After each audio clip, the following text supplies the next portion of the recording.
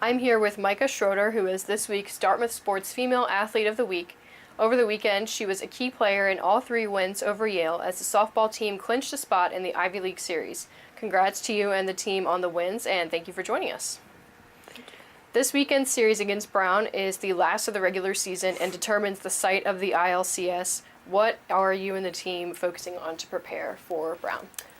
So for this weekend, I think we're just taking it one game at a time. We're trying not to get ahead of ourselves, one pitch at a time has been the motto for the week and previously, and I think it's been working very well for us. And last year at Dartmouth, it was your freshman season. You guys missed the chance to play in the championship because of losing to Harvard, and now you guys are going to play Harvard in the championship. Does it kind of feel like a little bit of redemption there? Yes. So Harvard's our number one rival. So getting to play them in the championship will be really neat. I think it causes everyone on the team to kind of rise to a higher level of play, and we're more intense about it. So I'm excited just to face them again. And it'll be a great chance after falling into games to the Crimson earlier this season. Yes, ma'am. So on a more personal note, you have an older sister who also plays softball. She is in her senior season at Alabama. Junior, my bad. So is it is it a family sport? Is it different playing, you're both in the collegiate level and you're in 2 different places now? So our experiences have been very different.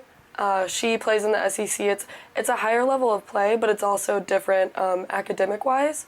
My sister is very competitive and she's good at what she does, so I look up to her a lot in a lot of different ways. So she's definitely motivated me throughout last year and in high school too, just being a good role model for me to watch growing up and playing the game. Well, that's awesome. I just found that to be an interesting fact that you guys both play collegiate softball, so awesome. Thank you again for joining us, and we look forward to a good series this weekend against Brown, and good luck to you and the team. Thank you. You're welcome. I'm here with junior Chris Williford, who is this week's Male Athlete of the Week. Over the weekend, Chris was named the NEISA Co-Ed Sailor of the Year. Along with his teammates, was able to win the A Division race and help the Big Green to a 3rd place finish overall in the NISA Championships. Congrats on receiving the big honor of the weekend, and thank you for joining us. Thanks for having me. You're welcome. At the end of the fall season, you guys won the ACCs, but struggled a little bit in the earlier part of the spring season. What has been the difference between the two in terms of the results? I'd say this spring's been a little tough on us just because our league thawed 3 days ago. So we've been traveling to Boston or Vermont and haven't been able to spend as much time on the water. It's taken a little longer to knock the rust off, but seemed like the team kind of hit our stride last weekend and we were able to come off with a result good enough to take us to nationals. So obviously everyone was bothered by the long winter, but it hindered your guys' practice ability as well because you weren't able to go out on the water. Exactly. Yeah. Makes sense.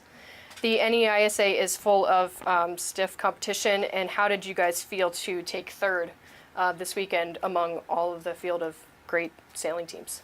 We were super excited with this past weekend's result, but I know as a team we're all looking forward to get back to the lake and start practicing and get more hours on the water.